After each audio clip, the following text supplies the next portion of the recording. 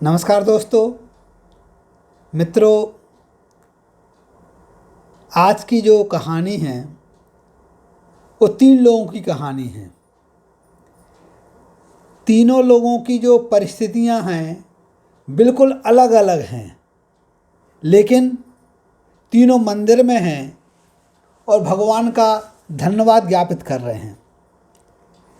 एक व्यक्ति जो है, उसकी जो पत्नी है, उसका जो स्वभाव है वो बहुत अच्छा है, बहुत ही मधुर स्वभाव है।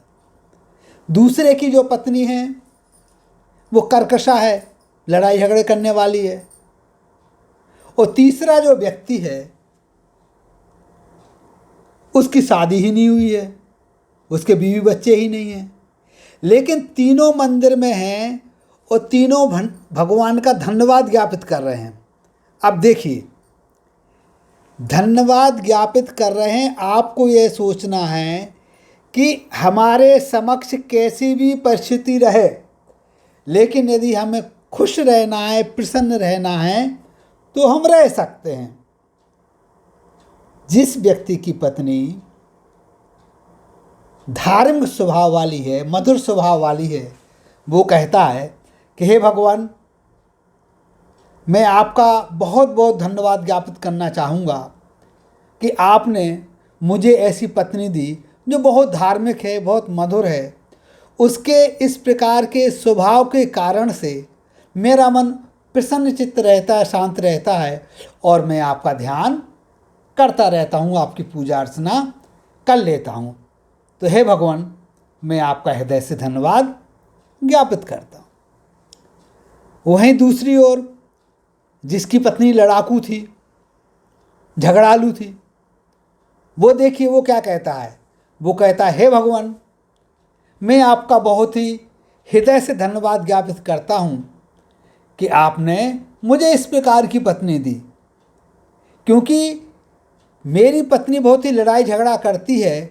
उसके कारण से परिवार में मेरी आसक्ति नहीं है, पत्नी में मेरी आसक्ति नहीं है। मेरे मन में वैराग्य का भाव रहता है, और वैराग्य का भाव रहने के कारण से मैं आपका ध्यान, अर्चन, पूजन ज़्यादा अच्छा तरीके से कर लेता हूँ। वहीं तीसरा जो व्यक्ति है, जिसकी शादी ही नहीं हुई, वो और ज़्यादा प्रसन्नचित्त है। वो कहता है, हे प्रभु, आपकी जो लीला अपरंपार है। आपने मेरे साथ जो किया उसका एहसान मैं कभी नहीं चुका सकता हूँ, क्योंकि मेरी शादी नहीं हुई है, मेरे बीवी बच्चे नहीं हैं, और उसी का जो परिणाम है कि मैं मस्त रहता हूँ, प्रसन्नचित्त रहता हूँ और आपकी भक्ति में लीन रहता हूँ। यदि आप मेरी शादी करा देते तब मैं आपका ध्यान हो सकता अच्छे से नहीं कर पाता। तो मित्रों, 3 व्यक्ति अलग अलग, तीनों की परिस्थितियाँ अलग अलग, लेकिन तीनों की सोच सकारात्मक, हर परिस्थिति में अच्छा सोच करके तीनों ही खुश रह रहे हैं। अब सोचना हमारे लिए है कि हमारे समक्ष जो परिस्थितियाँ रहती हैं, कभी अप, कभी डाउन, कभी ऊंचे, कभी नीचे, कभी हमारे मन की नहीं, कभी दूसरे के मन की नहीं, तो ये सारी दुनियादारी है, चलती रहेगी। लेकिन यदि हमारी सोच सकारात्मक है, यदि हम अपने मन को अच्छा बना करके रख रहे हैं, तो वो परिस्थिति हमारे लिए अनुकूल प्रतीत होगी। और जब परिस्थिति अनुकूल प्रतीत होगी तो हम प्रसन्नचित्त रहेंगे।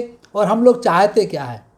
केवल यही चाहते कि हमारे जीवन अच्छे से गुजरे, मन प्रसन्नचित्त रहे, अच्छे से समय गुजरता जाए। तो गुजारिए अच्छे समय, रहिए खुश, भक्ति में लीन। नमस्कार, जय हिंद, जय भारत।